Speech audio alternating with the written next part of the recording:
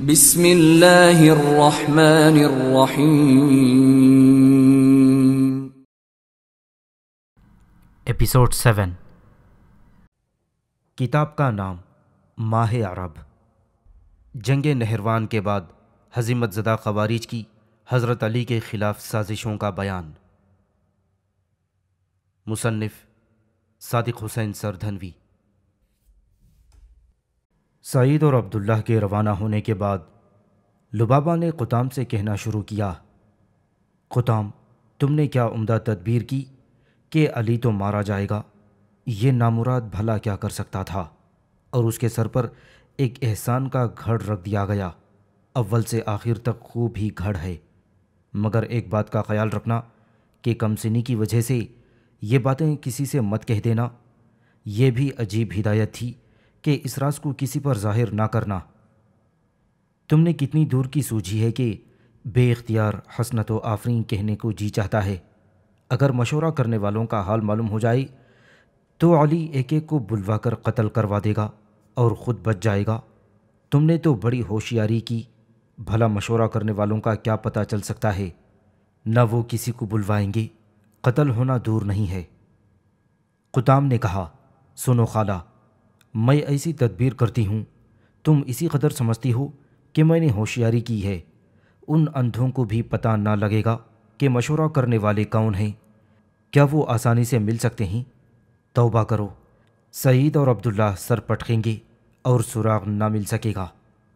ان دونوں بے وقوفوں کو اتنی ہی عقل نہیں کہ اس پر میرا فریب کیوں ہوا، کیا چکمہ دیا ہے؟ لبابہ نے کہا، بھلا وہ بیٹی کیوں نہ سمجھیں گے؟ میں نہیں سمجھتی کہ تم کیا کہہ رہی ہو کہ نہ عبداللہ کو خبر ہوگی نہ سعید کو کہ مشورہ کرنے والے کون اشخاص ہیں۔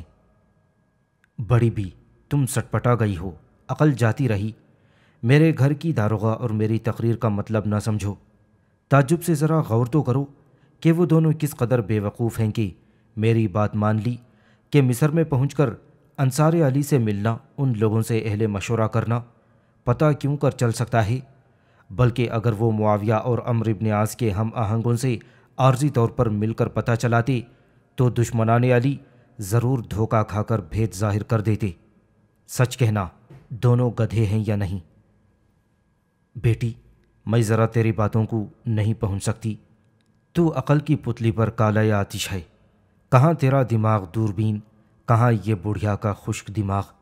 سچ پوچھ، میں یہی اب تک نہیں سمجھی کہ تو نے اپنی تقریر سے جو ان کے کان بھرے تو اس سے کیا فائدہ؟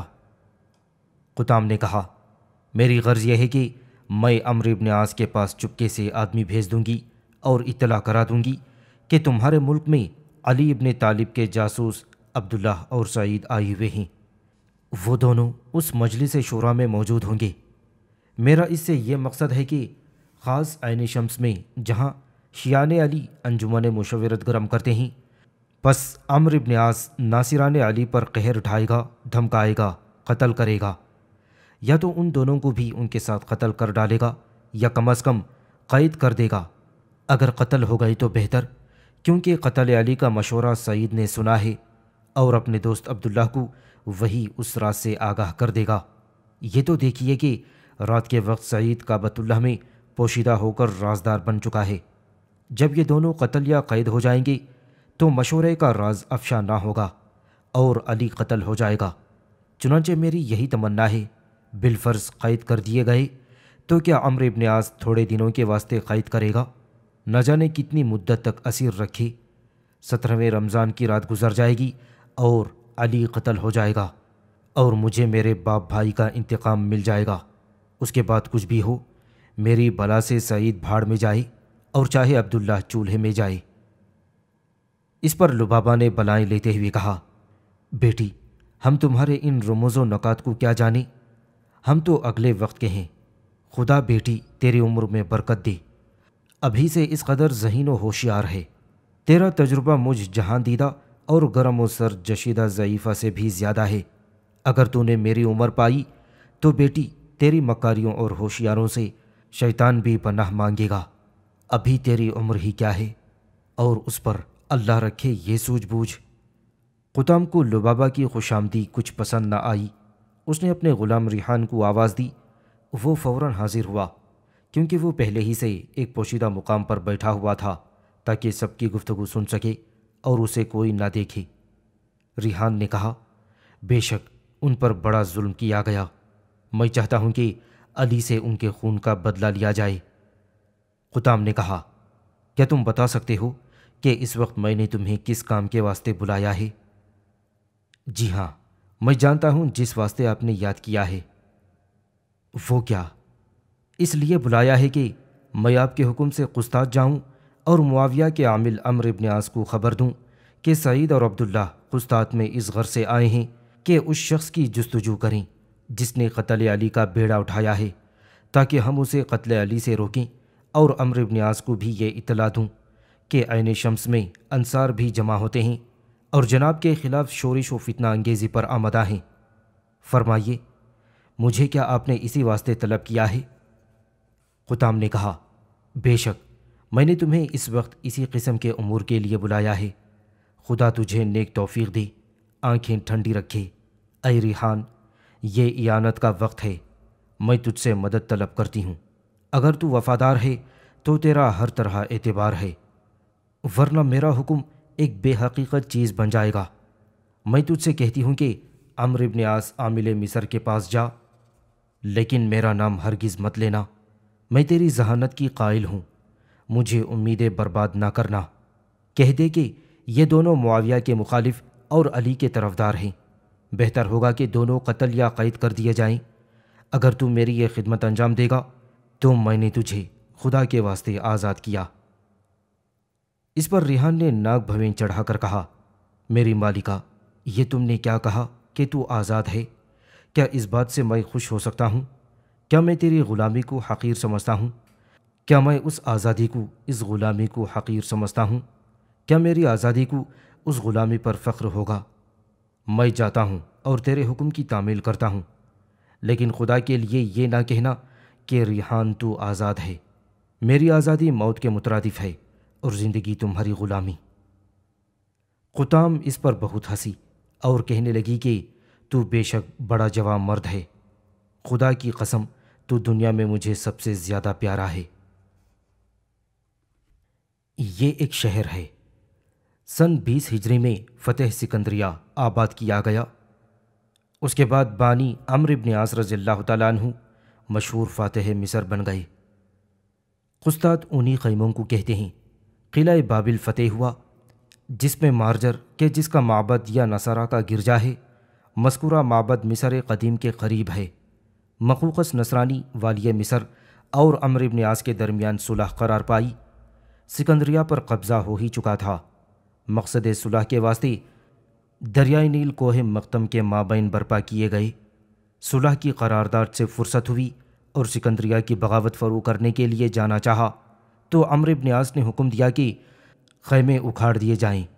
ایک صاحب نے دست بستہ عرض کیا کہ آپ کے خیمے میں یماسا کا گھونسلہ ہے اور اس کے چھوٹے چھوٹے بچے ہیں، ابھی وہ اڑنے کے قابل نہیں۔ عمرو ابن عاص نے کہا کہ خبردار، ہمارا خیمہ نہ اکھڑوانا، ابھی نصب رہنے دو، جب وہ بچے پرواز کے قابل ہو جائیں تو پھر اکھاڑ لیا جائے۔ خیمہ اسی طرح چھوڑ دیا گیا۔ اس کے بعد بغاوت فرو ہو گئی اور اس خیمے کے گرد مکانات بنوا دیے گئے۔ رفتہ رفتہ اس نے شہر کی صورت اختیار کر لی اور خیموں کی مناسبت سے قسطاط ہی مشہور ہوا۔ قسطاط ہی وہ پہلا شہر ہے کہ مسلمانوں نے میدان مصر اور وادی النیل میں آباد کیا اور دارالسلطنت مقرر کیا گیا۔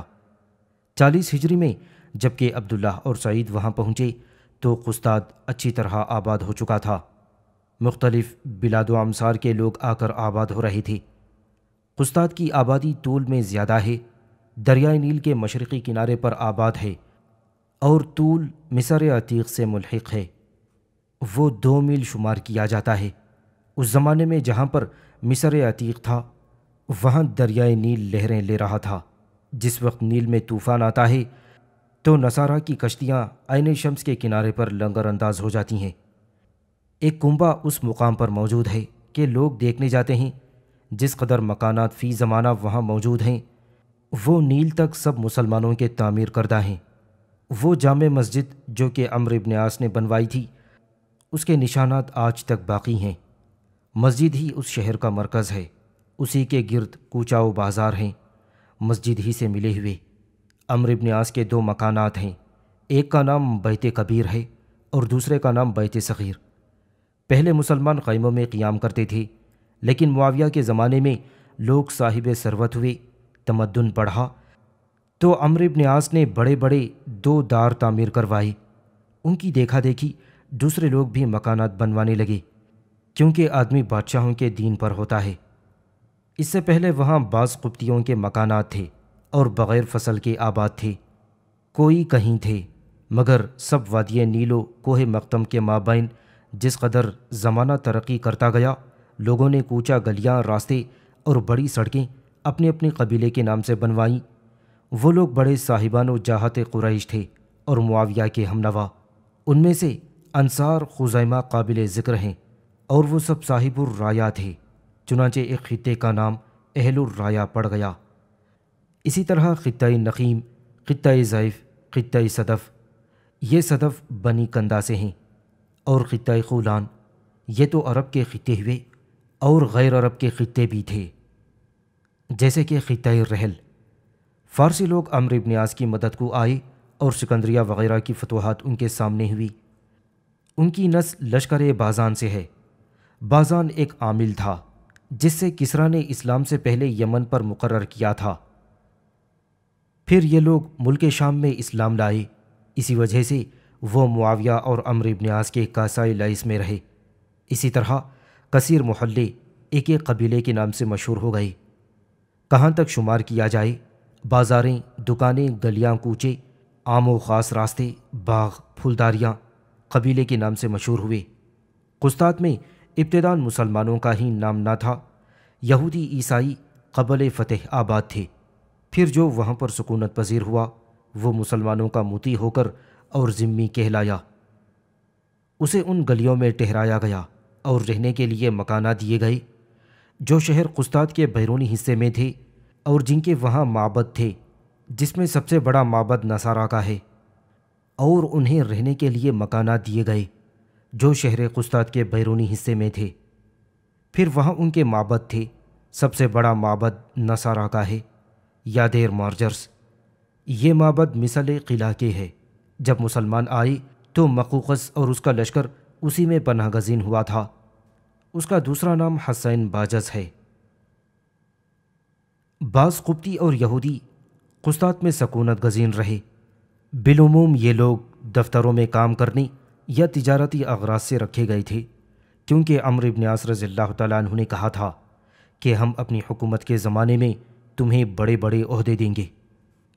عمرو بن عاص نے دفتر قبطی زبان میں رکھا تھا۔ عہد عبداللہ ابن عبد الملک بن مروان میں یہ دفتر عربی زبان میں منتقل ہو گیا۔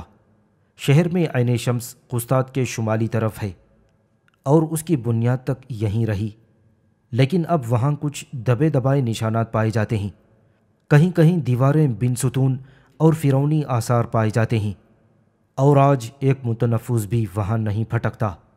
جب کسی کو کوئی مکان بنوانا ہوتا ہے یا جامع مسجد تو وہ وہاں کے پتھر حسب ضرورت کام میں لاتے ہیں۔ عبداللہ اور سعید قسطاط جانے پر تیار ہیں، اپنی اپنی اونٹنی پر سوار ہوئے کوفہ سے باہر نکلے اور قسطاط کا راستہ اختیار کیا، اور ان بیچاروں کو یہ خبر نہیں کہ صاحب مکر و وکید ناظرۂ عالم فریب قسطام نے فریب کیا کیا ہے، اور اس کی جعل سازیوں کی طرف یہ محبت بدگمانی ہی نہیں ہونے دیتی۔ صبح سے شام تک طے منازل اور قطع مراحل کرتے رہے، آخر جمعہ کے دن الصبح قسطاط میں پہنچے۔ نہایت فرحت افزا مقام تھا۔ نیچی پہاڑی کا ایک طوفانی سلسلہ جس کا نام مقدم تھا قسطاط سے نیل تک چلا گیا تھا، اور سامنے ہی نیل موجیں مار رہا تھا۔ اسی میں کشتیاں تھیں جن میں طرح طرح کے بوجھ لدے ہوئے تھے، بعض کشتیاں آ رہی ہیں اور بعض شمال کی طرف چڑھ رہی ہیں۔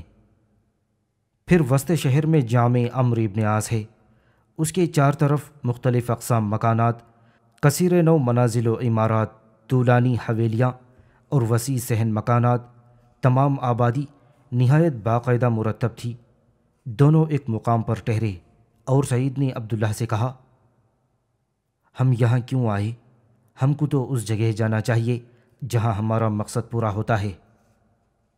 سعید تو سادہ لوح تھا، لیکن عبداللہ نہایت ذہین اور ذی ہوش۔ سعید اپنے خیالات میں مست تھا کہ ہماری اس جد و جہد سے حسین محبوبہ باغ باغ ہو جائے گی، لیکن عبداللہ کو اس کا احساس ہو گیا تھا کہ مکار بڑی شاطر ہے، یہ چال چلی ہے۔ عبداللہ نے سعید سے کہا، بھائی سعید، کیا موقع ہے کہ ہم قسطاط میں قسمت سے جمعہ کے دن آئے ہیں۔ صبح کا یہ دلکش وقت ہے، لو آج ہی تو امیر المؤمنین علی کے فرما بردار و حاشیہ نشین عین شمس میں مجتمع ہوں گے۔ جیسا کہ ہمیں معلوم ہو چکا ہے، بھائی سعید، کچھ دیر تو یہاں قیام کرو، کچھ آرام کرنے کے بعد ہم عین شمس کی طرف چلیں گے، یا اور کچھ ارادہ ہے؟ کیا قسطاط میں مقیم ہونا چاہتے ہو؟ اور پھر کسی دن عین شمس چلیں گے۔ اس پر سعید نے کہا، بھائی بھلا عبداللہ، کیا ہم یہاں ٹہرنے اور سیر و تفریح کے لیے آئے ہیں؟ چلو بھی اپنا کام کرتے ہیں۔ بھائی جان، ہماری منزل مقصود عین شمس ہے، اگر یہاں رہیں گے تو بڑا خطرہ ہے، نہ ہم یہاں کسی کو پہچانتے ہیں۔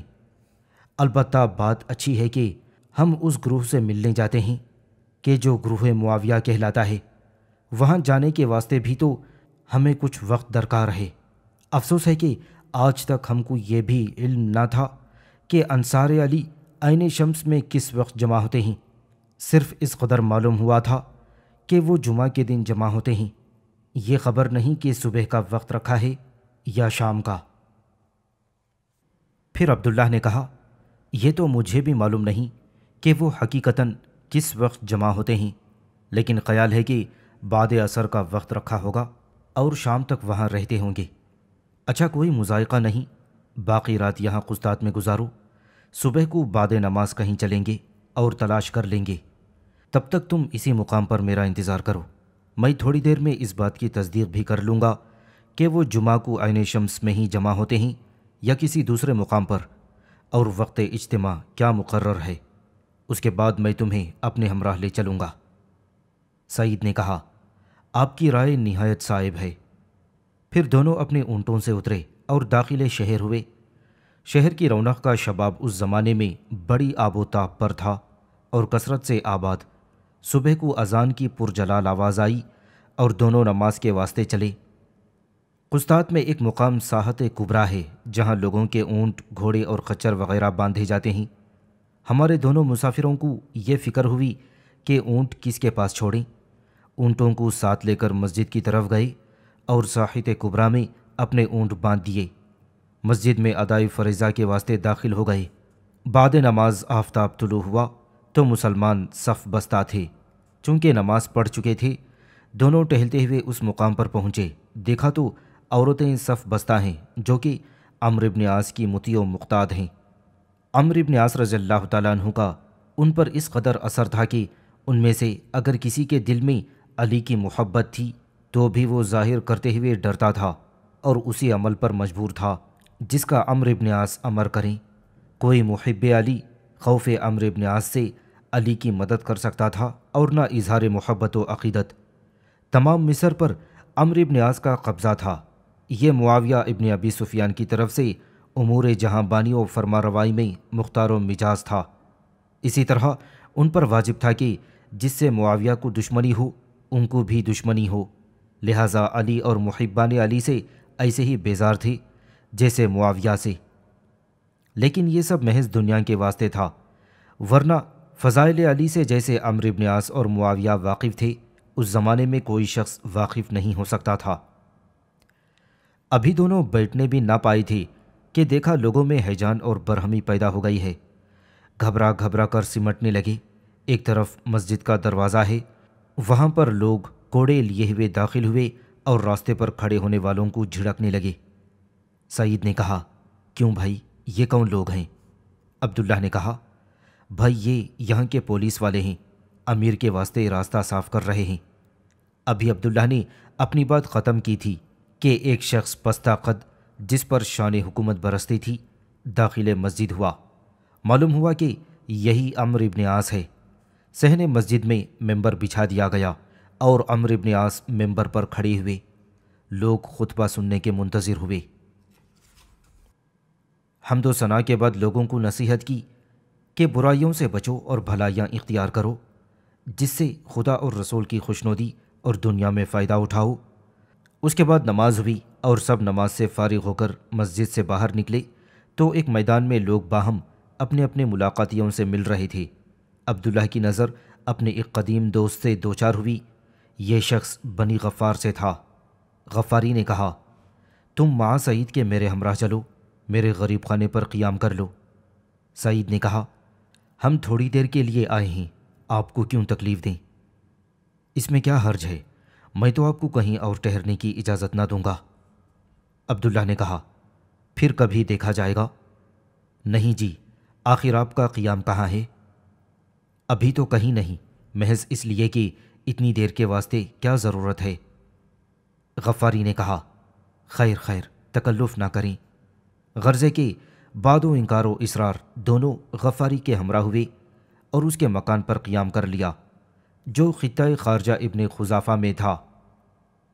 غفاری نے اپنے غلام کو حکم دیا کہ دونوں کے اونٹوں سے کجاوے اتار کر کاٹھی کھول کر انہیں چراگاہوں میں لے جائے۔ اب غفاری اپنے دونوں مہمانوں کو لے کر اندر مکان میں داخل ہو گیا، جس کی چھت سے صرف ایک راستہ تھا اور کہیں بھی راستہ نہ تھا۔ ان دونوں کو مکان دیکھ کر سخت تعجب ہوا، مگر خلاف تہذیب سمجھ کر دریافت نہ کر سکے۔ غفاری نے کہا، آپ تعجب نہ کریں، قسطاط کے تمام مکانوں کی یہی صورت ہے۔ عبداللہ نے کہا، بے شک ہمیں حیرت ہے کہ مکانات کی یہ صورت کیوں کر قرار دی گئی۔ غفاری نے کہا، خارجہ ابن خزافہ عمرو ابن عاص کا کوتوال ہے۔ سب سے پہلے اس نے اس خطے کا مکان تعمیر کرایا۔ جب امیر المؤمنین حضرت عمر فاروق رضی اللہ تعالیٰ عنہ کو اطلاع ہوئی کہ ان بنی امیہ کے یہ حوصلے ہو گئے ہیں تو عمرو ابن عاص کو لکھا کہ اے عمرو ابن عاص، تم اپنے کوتوال خارجہ کے مکان میں جاؤ اور وہاں ایک چوکی بچھاؤ۔ اس چوکی پر ایک درمیانہ قد کے آدمی کو کھڑا کرو، اگر اس کا سر سوراخ سے نکل جائے تو مکان کو ڈھا دو۔ عمرو ابن عاص نے حکم کی تعمیل کی، پھر کوئی ناقضہ باقی نہ رہا۔ اس کے بعد میں نے محل بنوایا، اسی انداز سے بنوایا، اس لیے قسطاط کے تمام مکانات ایک ہی طرز کے ہو گئے۔ اب غفاری نے دسترخوان بچھایا، سعید اور عبداللہ نے ناشتہ کیا اور پھر اپنے اپنے بستروں پر استراحت گزین ہوئے۔ قیلولہ کے بعد غفاری سے کہا کہ ہم ذرا اس شہر کی سیر کر لیں۔ ان دونوں کو خیال گزرا کہ جس کام کے واسطے آئے ہیں اس کی سبیل کرنی چاہیے۔ دونوں اٹھ کر سیر کو چلے۔ عالیشان منزلت عمارات، آراستہ و پیراستہ دکانیں دیکھتے ہوئے چل پڑے۔ سعید نے کہا، بھائی سیاحت میں مصروف رہو گے، اس ٹہلنے سے کیا فائدہ؟ کچھ یہ بھی خیال ہے کہ ہم کس غرض سے آئے ہیں؟ عبداللہ نے کہا، مجھے تنہا جانے دو، عین شمس یہاں سے قریب ہے۔ جس مقام پر ہم ٹہلتے ہوئے پہنچ گئے ہیں یہاں سے چند فرسخ کا فاصلہ رہ گیا ہے۔ وہ دیکھو، اس کے کھنڈر نظر آتے ہیں۔ میں تلاش کروں گا کہ انصار علی عین شمس میں کس جگہ جمع ہوتے ہیں۔ جس وقت مجھے معلوم ہو جائے گا میں آ کر اپنے ہمراہ تمہیں لے جاؤں گا۔ ہاں یہ بتاؤ کہ تم مجھے کہاں ملو گے؟ سعید نے کہا، تمہاری واپسی تک میں جامع مسجد میں ٹہروں گا، لیکن براہ کرم جلدی آنا، ٹہلتے مت رہ جانا۔ میں اکیلا ہوں اور یہ غیر شہر ہے، علی کے دشمن بہت ہیں۔ اگر کسی کو معلوم ہو گیا کہ سعید و عبداللہ علی کے ہوا خواہ ہیں تو وہ کجرائے عمرو ابن عاص کو اطلاع کر دیں گے، اور عمرو ابن عاص بڑا خونخوار ہے، اس کی غداری اور سخت گیری سے تم بخوبی واقف ہو، ایسا نہ ہو کہ ہم دونوں کو قتل کرا دے۔ عبداللہ نے کچھ دیر غور کرنے کے بعد کہا، سعید، اگر مجھے واپسی میں تاخیر ہوئی تو تم خود عین شمس میں آ جانا، اور وہ 2 ستون جو تمہارے سامنے نظر آ رہے ہیں وہاں مجھے تلاش کر لینا، یا تو میں خود ہی تمہیں مل جاؤں گا یا کسی شخص کو بھیج دوں گا کہ وہ تمہیں میرے پاس پہنچا دے۔ گھبراؤ نہیں، مستقل مزاج رہو، خدا مالک ہے۔ ہم نے جس کام کا بیڑا اٹھایا ہے اگر اس مراد کو پہنچے تو الحمدللہ، اور اگر قتل کر دیے گئے تو درجہ شہادت نصیب ہوگا۔ ایسی موت کا کیا کہنا اور کسے نصیب ہوتی ہے؟ سعید نے کہا، بہتر ہے جو تمہاری رائے ہے۔ عبداللہ اسی وقت عین شمس کی طرف روانہ ہو گیا اور سعید جدا ہو گیا۔ پھر عبداللہ انہی ستونوں کی طرف بڑھتا چلا جاتا ہے اور سعید مسجد کی طرف گام میں فرسا ہے۔ عبداللہ عین شمس میں پہنچ گیا۔ وہاں سوائے ویرانے اور سنسان کھنڈروں کے اور کیا ہی تھا۔ دور مسمار و منہدم مکانات کا سلسلہ تھا، لیکن نام کے واسطے یہی ایک مکان نہ تھا۔ صرف 2 دیواروں اور چند ستون اس قدیم آبادی کی کائنات تھے۔ عبداللہ نے تمام ویرانہ تلاش کر ڈالا، کسی ذی روح کا پتہ نہ چلا۔ 2 گھنٹے تک تگ و دو کرتا رہا، مگر بے سود۔ اس نے خیال کیا کہ شاید طرفداران علی اب کسی اور مقام پر جمع ہوتے ہیں، اس جگہ کو انہوں نے چھوڑ دیا ہے۔ واپسی کا قصد کیا اور آرام لینے کی غرض سے ایک جگہ دیوار کا ٹیک لگا کر بیٹھا۔ سوچتا تھا کہ مجھے اب کیا کرنا چاہیے۔ آفتاب غروب ہونے کو ہے اور کوئی صورت جستجو میں کامیابی کی نظر نہیں آتی۔ میں نے بڑا دھوکہ کھایا، یہ صحیح پتہ بھول گیا۔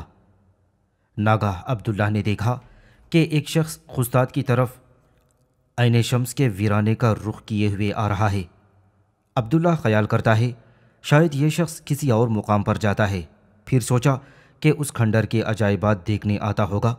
خدا جانے ان عمارات کے بنانے والے کس ملک سے آئے تھے کہ صنعت و حرفت کا خاتمہ کر دیا۔ عبداللہ یہ سوچ رہا ہے اور نگاہ آنے والے پر ہے۔ وہ شخص تو سامنے آ جاتا ہے اور کبھی نگاہوں سے اوجھل ہو جاتا ہے۔ ایک دفعہ ایسا غائب ہوا کہ پھر دکھائی نہ دیا۔ عبداللہ دیر تک آنے والوں کا انتظار کرنے کے بعد اٹھ کر کھڑا ہوا۔ اس کا تعجب لمحہ بلمحہ بڑھتا جاتا ہے اور دل ہی دل میں کہہ رہا ہے کہ شاید یہ شخص قسطاط سے آنے والا طرفداران علی میں سے ہو اور کسی نامعلوم مقام پر چھپ گیا ہے۔ آؤ جرأت سے کام لو، اس مقام کی جستجو کرو۔ ایک مقام پر دیکھا، راستہ تو ہے مگر اسی جگہ ختم ہو جاتا ہے، اور وہ وہیں کھڑا ہو گیا۔ ناگاہ کچھ آواز سنائی دی۔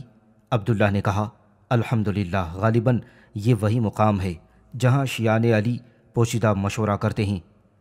راستہ تلاش کرتا ہے تو ملتا نہیں اور فکر دامنگیر ہے، کیونکہ ان لوگوں تک پہنچا جائے جہاں سے آواز آ رہی ہے۔ ٹٹولتا ہوا تاریکی میں آگے بڑھا، آنکھیں پھاڑ پھاڑ کر دیکھنے لگا۔ ایک طرف آواز سن کر اس کی نگاہ اٹھی تو دیکھا چند لوگ مجتمع ہیں اور وہ جگہ عبداللہ سے قریب ہے، اور چند قدم آگے بڑھا، لیکن اس خیال سے پھر الٹے پاؤں پلٹا کہ میں طرفداران معاویہ سے مشہور ہوں، ایسا نہ ہو کہ انصار علی مجھے پکڑ کر فوراً قتل کر ڈالیں۔ سوچا کہ ان کے پاس جاؤں یا سعید کے پاس واپس جاؤں۔ آخر ہمت کر کے آگے بڑھا، ایک ستون سے سر ملا کر کھڑا ہو گیا۔ رطوبت ہوا سے دفتن اسے چھینک آئی اور وہ کھنڈر اس کی چھینک سے گونج اٹھا۔ دیکھا تو ایک چراغ ٹمٹما رہا تھا، اور اس چراغ کی دھندلی روشنی میں چند حضرات منہ پر ڈھانٹے باندھے، سیاہ چادریں اوڑھے، وحشت زدہ سے بیٹھے ہوئے ہیں اور ایک دوسرے کو حیرت سے دیکھ رہے ہیں۔ عبداللہ جسارت کر کے ان کے قریب پہنچا۔ وہ لوگ دہشت سے اپنی جگہ سے جنبش بھی نہ کر سکے۔ وہ لوگ اندیشہ ناک ہوئے کہ عمرو بن عاص نہایت شریر ہے، شاید اس نے کسی کو اس مقام پر بھیجا ہے۔ عبداللہ بے خوف و خطر اس تہخانے میں پہنچا جہاں لوگ جمع تھے۔ دیواریں اور چھتیں دکھائی نہ دیتی تھیں، اس قدر تاریکی چھائی ہوئی تھی، اس قدر بھیانک اور دہشتناک مقام تھا کہ اگر چراغ نہ ہوتا تو کوئی چیز نظر نہ آ سکتی تھی۔ تھوڑی دیر کے بعد عبداللہ کی نگاہ قائم ہوئی اور اس نے دیکھا کہ وسط تہخانے میں ایک چبوترا رکھا ہوا ہے جس پر سیاہ چادر بچھی ہوئی ہے۔ یہ نہیں معلوم ہوتا کہ اس کے نیچے کون شخص ہے یا یہ کیا ہے۔ وہ وہاں کھڑا ہوا غور کر رہا تھا اور اب تقریباً ہر چیز اسے نظر آنے لگی ہے۔ شمار کیا تو 10-12 آدمی منہ چادر میں لپیٹے ہوئے، جسم چھپائے ہوئے، تلواریں پوشیدہ کیے ہوئے بیٹھے ہوئے ہیں۔ ان لوگوں نے آپس میں پوچھا کہ یہ کون شخص ہے اور یہاں کیوں آیا ہے اور آخر چاہتا کیا ہے۔ ایک نے سوال کیا، اے شخص، تو کون ہے، یہاں کیوں آیا ہے؟ عبداللہ نے کہا، میں تمہارے مشورے میں شریک ہونے کے لیے آیا ہوں۔ تجھے کیا معلوم کہ ہمارا مشورہ کیا ہے؟ آپ حضرات اسی واسطے سے تو جمع ہوئے ہیں کہ کوئی حضرت علی رضی اللہ تعالیٰ عنہ کی اخوت کرے، انہیں بنی امیہ کے مظالم سے بچائے۔ فرمائیے، یہ بات ہے یا کوئی اور؟ تمہیں اس سے کیا تعلق؟ کیا میں مسلمان نہیں ہوں؟ میری طرف سے بدگمانی مت کرو، میں کوفے سے محض اسی لیے آیا ہوں۔ اے شخص، تو اموی ہے اور کہتا ہے کہ ہم علی کی اخوت کریں گے۔ بھلا بنی امیہ اور علی کی مدد، وہ سب علی کے دشمن ہیں، تو دوست کہاں سے پیدا ہو گیا؟ عبداللہ نے آواز سے پہچانا کہ جو شخص باتیں کر رہا ہے وہ غفاری ہے، جس کے ہاں صبح کو ہم دونوں مہمان ہوئے تھے۔ عبداللہ نے کہا، کیا تم وہی غفاری ہو جن کے دولت قدے پر ہمیں آج صبح کو شرف مہمانی حاصل ہوا ہے؟ آپ مطلق اندیشہ نہ کیجیے، خدا کی قسم ہم اس لیے آئے ہیں کہ دشمنان علی کو پاش پاش کر سکیں۔ جب ہمیں تم شریک مشورہ کرو گے تو کھل جائے گا کہ ہم کہاں تک سچے ہیں۔ غفاری نے کہا، اگر تم راست باز ہو تو میرے سامنے آ جاؤ۔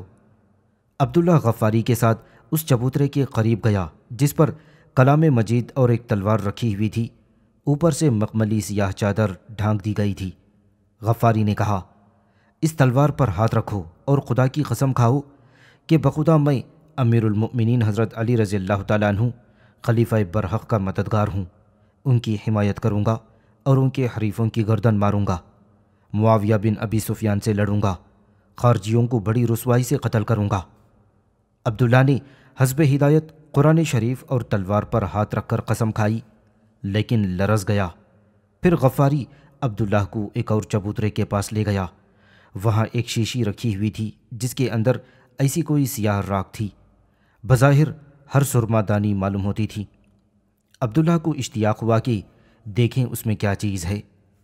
اس شیشی میں وہ راکھ ہے جو محمد بن ابو بکر رضی اللہ تعالیٰ عنہ سے باقی رہ گئی ہے، کیونکہ باقی سب خاک عمرو بن عاص نے پھینکوا دی تھی، وہ بھی اس طرح کہ ہوا پر اڑا دی گئی تھی، لیکن اس قدر کسی تدبیر سے باقی رہی تھی جو ہم نے اس شیشی میں بھر کر رکھی۔ اے بنی امیہ، یعنی عبداللہ کی طرف مخاطب کرتے ہوئے کہنے لگا، تم نے تو ابو بکر کے نور بصر پارہ جگر کو انتہائی جور و ظلم سے سفل حمار میں جلوا دیا، اور تمہارے گورنر عمرو بن عاص نے خاک کو ہوا پر اڑوا دیا۔ اب تمہیں مدد منظور ہے اور راہ راست پر آنا چاہتے ہو، نصرت حق منظور ہے، جس کے اے عبداللہ تم مدعی ہو کہ تو اس راہ کو سرمۂ بصیرت سمجھ کر اپنی آنکھوں میں لگائے گا، اور قتل مظلوم پر 2 آنسو رو، عہد کرو، قسم کھاؤ کہ ہم بنی امیہ سے ابو بکر کے پیارے بیٹے کا بدلہ ضرور لیں گے۔ اے عبداللہ، کیا تم یہ باتیں قبول کرتے ہو؟ کیا اپنے عہد و پیما پر قائم ہو؟ عبداللہ نے کہا، بے شک میں اپنے عہد پر قائم ہوں، جو ارادہ کر لیا میں نے کہ کوفہ اس غرض سے چھوڑا ہے کہ علی کے گروہ سے ملوں اور ان کی نصرت میں سعی کروں۔ دیکھو بھائی، مجھ سے زیادہ دلیل نہ کرو، واقعی میں دیگر بنی امیہ کے علی کا دشمن تھا، لیکن تائب ہو گیا، اپنی قوم بنی امیہ کو ذلیل و خوار بددیانت اور تباہ کار تسلیم کرتا ہوں۔ غفاری دوست اور رہنما نے آگے بڑھ کر شیشی سے سلائی بھری اور عبداللہ کو دی۔ عبداللہ نے وہ سرما لگا لیا، آنکھوں سے آنسو جاری ہوئے۔ غفاری بھی رونے لگا کہ اور کہتا تھا کہ اے ابو بکر کے بیٹے، امت محمدی صلی اللہ علیہ وسلم نے تمہارا یہ حال کیا کیا، اور تمہارے باپ نے امت محمدی کے ساتھ ہمیشہ کیا کیا؟ ہم نے تم کو دل دیا، تم نے ہمیں رسوا کیا، ہم نے تم سے کیا کہا اور تم نے ہم سے کیا کہا؟ اے ابو بکر کے فرزند، تمہاری کیا تعریف کریں؟ آیتیں آپ کی وجہ سے نازل ہوئیں۔ اے آل ابی بکر، تمہارے باپ ابو بکر قیامت کے دن نبی کریم صلی اللہ علیہ وسلم کی طرف سے نگران کار ہوں گے۔ جو تمہیں ستائے اس پر خدا کی لعنت، تم محسن امت ہو اور ہم سیاہ کار۔ اب غفاری نے اپنے چہرے سے مقنا ہٹا دیا اور کہا کہ بے شک عبداللہ، میں تمہارا وہی دوست ہوں، لیکن ایک بات یاد رکھنا، اگر تم اپنے عہد و پیما سے پھر گئے اور حضرت علی کی نصرت نہ کی اور ابن ابو بکر کا بدلہ معاویہ سے نہ لیا تو تلوار ہے اور تمہاری گردن ہے، ہم تمہارے دوست نہیں ہیں، حق کے دوست ہیں۔ عبداللہ نے کہا، واقعی جو کچھ آپ نے فرمایا سب درست ہے۔ علی کا دشمن راندہ درگاہ خدا، ابو بکر کا دشمن تامائے و تباہ کار۔ جب عبداللہ کو اطمینان ہوا تو غفاری سے کہا کہ میرا ایک دوست بھی تو ہے جو میرے ہمراہ آپ کے یہاں مہمان تھا، اس کا بھی یہی خیال ہے کہ میں بنی امیہ پر جہاد کروں، اور یہ اس لیے کہ انہیں علی سے دشمنی ہے اور دشمن علی لائق قتل ہیں۔ غفاری نے کہا کہ میں تنہا یہاں سے ٹل نہیں سکتا، جب سب جائیں گے اس وقت میں جاؤں گا، جو کچھ وہ پسند کریں گے میں بھی پسند کروں گا، تم میرے ہمراہیوں سے ذکر کرنا، جیسا وہ مناسب سمجھیں عمل میں آ جائے گا۔ عبداللہ نے کہا، واقعی پہلے میں انصار معاویہ میں سے تھا اور طالب دم عثمان، اور میرا خیال تھا کہ علی نے عثمان کو ناحق شہید کرایا، لیکن ابو رحاب نے مجھے سمجھا دیا کہ یہ خیال غلط ہے، علی بری ہے، علی پاک ہے۔ معاویہ نے دنیا کمانے اور عمرو بن عاص نے مزے اڑانے کے لیے علی پر جھوٹا الزام لگا دیا کہ انہوں نے عثمان کو قتل کروا دیا۔ یہ پورا قصہ پھر آپ سے بیان کروں گا، اور سنیے کہ میں کوفہ سے یہ سن کر آیا ہوں کہ بمقام عین شمس ایک خفیہ انجمن کے مشورے ہوتے ہیں۔ اقرار لیا جاتا ہے کہ جو کوئی علی کی مدد کرنا چاہے قسم کھائے اور یہ پختہ عہد کرے، 40,000 آدمیوں نے اجتماع کیا ہے اور ہم علی کی مدد کریں گے اور معاویہ کو بغاوت کا مزہ چکھائیں گے، عمرو بن عاص کو نیچا دکھائیں گے، جان و مال قربان کر دیں گے، گھر بار اور اپنے نوجوان ان پر فدا کر دیں گے۔ غفاری نے کہا، بے شک ہم کئی ہزار ہیں جو امیر المؤمنین علی ابن ابی طالب کی نصرت پر متفق ہیں۔ اب عبداللہ نے چاہا کہ میں پورا قصہ بیان کروں، لیکن ان میں سے ایک شخص بول اٹھا، بے شک ہم بھی یہی چاہتے ہیں، لیکن تو اموی ہے اور بنی امیہ علی کے سخت ترین حریف ہیں، تو پھر معاویہ کا حریف کیوں کر ہو گیا اور کوفہ سے یہاں چلا آیا ہے؟ اس کے بعد عبداللہ نے ابو رحاب کا قصہ بیان کرنا شروع کر دیا۔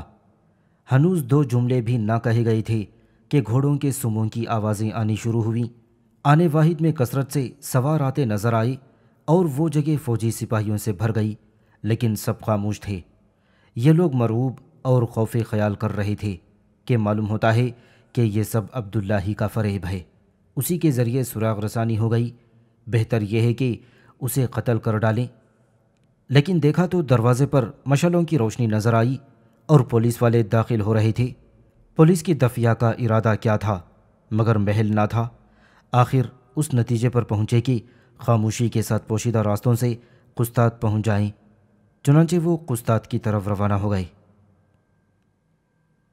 غروب آفتاب تک سعید جامع مسجد میں عبداللہ کا منتظر رہا، وہ نہ آیا۔ سعید کو تشویش ہوئی کہ الہ العالمین، میرا بھائی عبداللہ کہاں ہے؟ وہ بیٹھ رہنے والا آدمی نہیں ہے، نہ وعدہ خلاف۔ حیران ہوں کہ مجھے کیا کرنا چاہیے، آیا عبداللہ کا انتظار کرتا رہوں یا عین شمس جاؤں؟ تیز تاباں نے اپنے روئے روشن پر نقاب ڈالی تو سعید نے ارادہ کیا کہ عین شمس میں جانا چاہیے، کیونکہ یہ عبداللہ سے معلوم ہو ہی چکا ہے۔ دونوں ستون، خطر طریق اور نشان منزل، وہاں جا کر تلاش کروں گا اور وہ حسب وعدہ مجھ سے مل جائے گا، یا اگر کسی دوسرے شخص کو بھیجا ہوگا تو اس سے ملاقات ہو جائے گی اور میری رہنمائی کرے گا۔ سعید مسجد قسطاط کے باہر چلا اور دونوں ستونوں کی سیدھ باندھ لی۔ تاریکی کا یہ عالم تھا کہ خطۂ ظلمات معلوم ہوتا تھا، ہر طرف سے گھٹا ٹوپ اندھیری چھالی ہوئی تھی، ستون بھی بڑے غور سے دیکھنے سے دھندلے دھندلے دکھائی دیتے تھے۔ ادھر بہت ہی فکر غالب تھی کہ خدا جانے عبداللہ کو اس قدر کہاں تاخیر ہو گئی، اب تک کیوں نہیں آیا؟ خدا کرے خیریت سے ہو، کہیں عمرو بن عاص کے آدمیوں کے پھندے میں تو نہیں پڑ گیا۔ خوف سے دم پر بنی ہوئی تھی اور وہ ستون کے قریب قریب نظروں سے نہاں تھا۔ لاکھ آنکھیں پھاڑ پھاڑ کر دیکھا لیکن کچھ دکھائی نہ دیا۔ پہاڑی راستہ اور کئی میل کی مسافت کبھی کا دیکھا ہوا راستہ نہیں تھا، ہر طرف ویرانی سنسان۔ اگر دور سے عین شمس کے کھنڈروں کا کوئی حصہ دکھائی بھی دیتا ہے تو نہایت بھیانک معلوم ہوتا تھا۔ سعید کا خوف سے برا حال تھا، تنہائی مسافرت یہ بھی ڈر ہے کہ کہیں راستہ بھول نہ جائے، دل سے لگی ہوئی تھی، اس لیے تمام اندیشوں کے بعد بھی قطع راہ میں مصروف تھا۔ ناگاہ ہتھیاروں کی جھنکار اور مرکبوں کے سموں کے کڑاکے سنائی دیتے ہیں۔ آمد لشکر دیکھ کر سعید حواس باختہ ہوا، مگر اجلت کے ساتھ راستے سے ہٹ گیا۔ اسے فوراً معلوم ہو گیا کہ سواروں کا لشکر ہے اور عین شمس کی طرف جا رہا ہے۔ وہ گھبرایا، لرزہ براندام تھا۔ معاً اندیشہ گزرا کہ ضرور کسی نے غمازی کی، انصار علی کی تحدید غالباً منظور ہے۔ سعید نے داہنی جانب دیکھا تو ایک باغ میں خوبصورت سا مکان نظر آیا۔ سوچا کہ بس یہ موقع اچھا ہے، اسی عمارت میں چلا جاؤں۔ اس راستے پر چلنے میں بڑا اندیشہ ہے، سوار ضرور روک ٹوک کریں گے کہ تو کون ہے، کہاں جاتا ہے، کہاں رہتا ہے۔ ساتھ ہی اس کے یہ بھی خیال ہوا کہ باغ والوں سے چل کر کوئی ایسا راستہ دریافت کروں گا جو عام آمد و رفت کے خلاف ہو۔ باغ کے قریب پہنچا، بیرون باغ ہی سے ایک وحشتناک آواز سنی۔ اب تو یہ اور بھی ڈر گیا کہ خداوندہ کیا ماجرا ہے۔ تھوڑی دیر تک اسی جگہ ٹھہرا رہا اور آواز کی طرف کان لگائی۔ ایکایک پھر کسی کے رونے کی دردانگیز آواز سنائی دی۔ باغ کے اندر بھی بالکل تاریکی تھی، نہ کوئی چراغ تھا نہ کوئی انسان۔ پائیں باغ کا دروازہ تلاش کیا لیکن وہ بالکل بند تھا۔ رونے کی آواز اسی دردناک طریقے سے آ رہی تھی، مگر آواز سے معلوم ہو گیا کہ کسی عورت کی آواز ہے۔ او ظالم، تو خدا سے نہیں ڈرتا؟ کیا تو نے یہ خیال کیا ہے کہ تو ایک بے گناہ کا قتل کرے گا؟ کیا تو یہ چاہتا ہے کہ دنیا سے وفاداری اٹھ جائے؟ او کمبخت، تو غماز ہے، بدمعاشوں کی مدد کو پہنچتا ہے، نہ کردہ گناہوں کو مردوں کی نیند سلائیں۔ کیا چغل خور موت کے خطروں سے چھڑائے گا؟ حشر کا دن ہوگا، باس پرس بھی کی جائے گی، بے گناہوں کے قتل کے بارے میں سوال کیا جائے گا۔ تو کیا جواب دے گا؟ ضرور پوچھ گچھ ہوگی کہ مظلوموں پر کیوں ظلم کیے تھے۔ ایسے ظالموں کا ٹھکانہ دوزخ ہے۔ سعید نے یہ سنا تو اس کے بدن کے رونگٹے کھڑے ہو گئے۔ وہ کانپ اٹھا، دست و پاں میں لرزہ تھا اور دل فرط اضطراب میں پہلو میں نہ ٹھہرتا تھا۔ سعید کو فکر دامنگیر ہوئی کہ کاش مجھے معلوم ہو جاتا کہ یہ زن مظلومہ اور بے کس معلوم ہوتی ہے۔ خدا جانے اس کے رونے کا اصلی سبب کیا ہے۔ سعید نے یہ بھی سنا تھا کہ وہ عورت کہہ رہی تھی کہ کاش کوئی خدا کا نیک بندہ ان ظالموں کو بے گناہوں کے قتل سے باز رکھے، چغل خوروں کو غمازی کا موقع نہ دیں اور ان ناکردہ گناہوں سے یہ راز پنہاں آشکارا کر دے۔ اے خدا کے برگزیدہ بندے، تم کو کچھ معلوم ہے کہ چند بدذاتوں نے تمہارے قتل کا منصوبہ کیا ہے۔ کوئی صورت ایسی نکلے کہ تم اس زحمت سے محفوظ رہ سکو۔ یہ کہتی ہے اور دھاڑے مار مار کر رو رہی ہے۔ سعید کو سخت خلیش ہے کہ اور بے قرار ہو رہا ہے کہ کسی طرح اصل ماجرا معلوم ہو جاتا کہ یہ کون ہے اور کیوں روتی ہے، اس پر ظلم ہوا ہے یا نہیں، اور ظلم ہوا ہے تو کس طرح کا، اور وہ برگزیدہ کون حضرات ہیں، اور ان کے ساتھ بے رحمی کا کس نے قصد کیا ہے۔ دروازے کی زنجیر سعید نے ہلائی لیکن آہستگی کے ساتھ۔ اس کے بعد سے وہ آواز آنا موقوف ہو گئی۔ تھوڑی دیر ٹھہر کر پھر دروازہ کھٹکھٹایا۔ خوف اس وقت غالب تھا کہ دروازے کو تو کھٹکھٹا رہا تھا مگر ہاتھ پاؤں میں رعشہ ہے۔ اب کسی قدر دروازہ کھلتا جاتا ہے اور دروازے پر زور سے کھٹکا بھی کر رہا ہے، مگر ادھر سے صدائے برخاست۔ جس قدر ادھر خاموشی ہے ادھر اشتیاق بڑھتا جاتا ہے کہ ابھی یہ کیا معاملہ ہے۔ کیفیت دریافت کرنے کا شوق دروازہ کھلوانے کی سعی سے باز نہیں رہنے دیتا۔ مسافرت، تنہائی، اندیشہ، دغابازی نے مرتج کر رکھا ہے۔ ہر نوع خوف اور انجام بینی پر شوق کا غلبہ ہوا۔ موہوم امید پر ترک مسائی نہ کی اور دل ہی دل میں سوچ رہا تھا کہ اس آواز کے الفاظ جو بے ترتیب سہی، یہ اندازہ ضرور ہوتا ہے کہ ہم جس لیے کوفہ سے آئے ہیں اس سے خاص تعلق ہے۔ سپاہ شارع عام سے گزر کر دور جا چکی تھی اور ان سوموں کی آواز گشت دھیمی دھیمی آ رہی تھی، اور آواز سے یہ بھی گمان یقین کی حد تک پہنچ گیا کہ ضرور یہ سوار عین شمس پہنچے ہیں۔ لیکن یہ کیا معلوم کہ شب کے وقت عین شمس کا محاصرہ کیوں کرنے گئے ہیں، مگر بعد غور و خوض کے اس نتیجے پر پہنچا اور قیاس پر رائے قائم کی کہ کچھ تو بھید ضرور ہے۔ دل کو مضبوط کرنا چاہیے، تلاش و جستجو لازم ہے۔ آخر یہ کیا ماجرا ہے؟ جس کام کے لیے آئے ہیں وہ کوئی معمولی نہیں ہے۔ صدہائے خطرہ درمیان میں لاحق ہوں گے۔ اگر اس طرح دلی کمزوری نے پریشان کیا تو مقصد براری معلوم۔ دل کڑا کر سعید نے دروازے کو زور زور سے دھم دھمانا شروع کر دیا تھا، لیکن دروازہ کیوں کر کھلتا؟ بڑے استحکام کے ساتھ بند کیا گیا تھا۔ سخت حیران ہوا کہ کسی طرح دروازہ نہیں کھلتا۔ نہ جی مانتا ہے کہ بغیر دریافتے حال چلا جائے۔ ادھر شب لیلا نے زلفیں کھولیں۔ تاریکی کا شباب ترقی پر ہے۔ عین شمس کے جانے کا وقت گزر گیا۔ سعید کو کچھ نہ بن پڑا اور کوشش کر کے تھک گیا تو اسے آواز دینی پڑی، کوئی شخص اس مکان میں موجود ہے؟ ذرا خدا کے لیے دروازہ کھول دو، میں گم کردہ راہ مسافر ہوں۔ آواز آئی، گھر میں سوائے میرے اور کوئی نہیں ہے، دروازہ مقفل ہے اور اس کا کھولنا میرے امکان سے بعید ہے۔ اس پر پھر خوف طاری ہوا کہ خدا جانے کون شخص ہے اور کیا بھید ہے، کوئی بھوت پلیت تو نہیں، یا کسی جن کا اس مکان میں عمل دخل تو نہیں۔ ایسے غیر آباد مقام پر اس قسم کے آسیب ہوا کرتے ہیں۔ پھر دل کو تسکین دی کہ وہمہ ہے، ڈر نہیں۔ سعید نے کہا، یہ اندر کون ہے؟ کس نے آواز دی؟ ذرا میری بات سنو، میں سخت مصیبت میں گرفتار ہوں۔ کوئی ایسا ہے کہ اس وقت میری مدد کر سکے؟ مجھے رات میں ٹھہرنے کی جگہ دے دے کہ رات کی تکلیفوں سے محفوظ رہوں۔ ہائے، اب میں کہاں جاؤں گا؟ پھر آواز آئی، یہ تو جب ممکن ہے کہ مجھے دروازہ کھولنے کی قدرت ہو، میں تو خود قیدی ہوں۔ دوسرے بھلائی کا بدلہ برائی ہوا کرتا ہے، یہ بتا کہ تو کون شخص ہے اور کس مصیبت میں گرفتار ہے؟ سعید نے کہا، میں ایک دور افتادہ وطن مسافر ہوں، راستہ بھول گیا ہوں، ذرا تم دروازے کے قریب آؤ، میں دیکھوں تم کون ہو، یا یہ نہ صحیح جانے دو، مجھے کوئی ایسی تدبیر بتاؤ کہ میں دروازہ کھول لوں اور تمہارے پاس پہنچ جاؤں اور اپنی ہمت کے موافق تمہاری خدمت کروں گا۔ پھر آواز آئی، یہ کیوں کر ہو سکتا ہے؟ بڑے مضبوط قفلوں سے دروازہ بند ہے، اگر تم سے یہ تالے ٹوٹ سکیں تو توڑ کر مجھے عذاب سے چھڑاؤ، خدا تمہیں نیکی دے۔ اگر تم نے مجھے چھڑا لیا تو ہزاروں آدمیوں کو تکلیف سے رہا کر دیا۔ سعید نے کہا، میں اپنی امکانی کوشش سے دریغ نہ کروں گا، آئندہ تقدیر ہے۔ دوشیزہ کی آواز نے کہا، ہاں یہ سچ ہے۔